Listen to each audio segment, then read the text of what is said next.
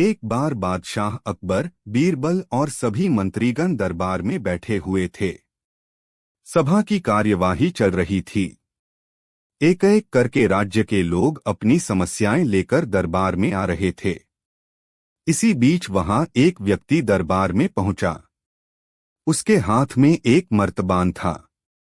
सभी उस मर्तबान की ओर देख रहे थे। तभी अकबर ने उस व्यक्ति से पूछा, क्या है इस मर्तबान में?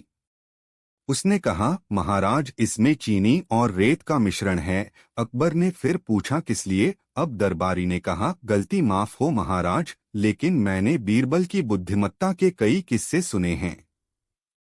मैं उनकी परीक्षा लेना चाहता हूँ।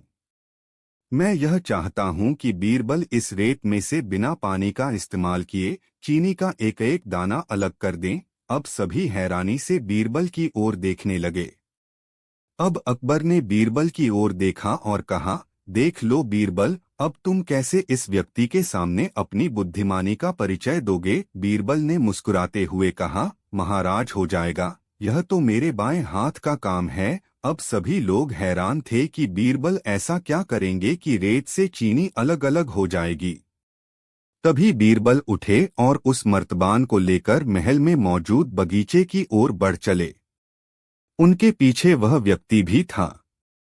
अब बीरबल बगीचे में एक आम के पेड़ के नीचे पहुंचे। अब वह मर्तबान में मौजूद रेत और चीनी के मिश्रण को एक आम के पेड़ के चारों तरफ फैलाने लगे।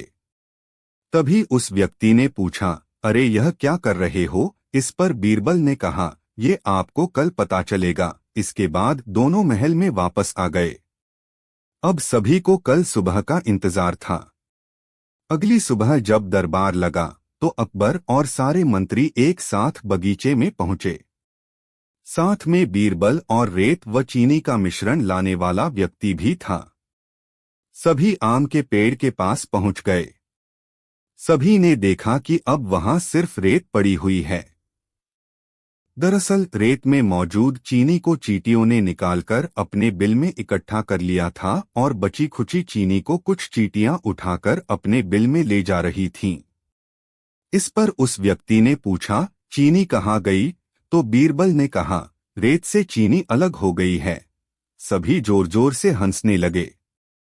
बीरबल की यह चतुराई देख अकबर ने उस व्यक्ति से कहा, अगर अब तुम्हें चीनी चाहिए तो तुम्हें चींटियों के बिल में घुसना पड़ेगा। इस पर सभी ने फिर से ठहाका लगाया और बीरबल की तारीफ करने लगे।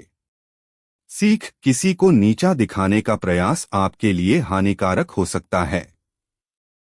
इस कहानी से हमें यह सीख मिलती है कि किसी को नीचा दिखाने का प्रयास आपके लिए हानिकारक हो सकता है।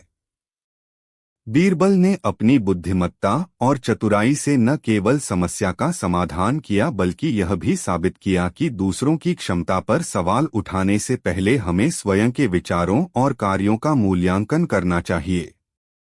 दूसरों की बुद्धिमानी की परीक्षा लेना उन्हें नीचा दिखाने का प्रयास हो सकता है और इस प्रयास में खुद की हानि होने की संभावना भी रहती है। अतः हमें सदैव समझदारी और विनम्रता से काम लेना चाहिए।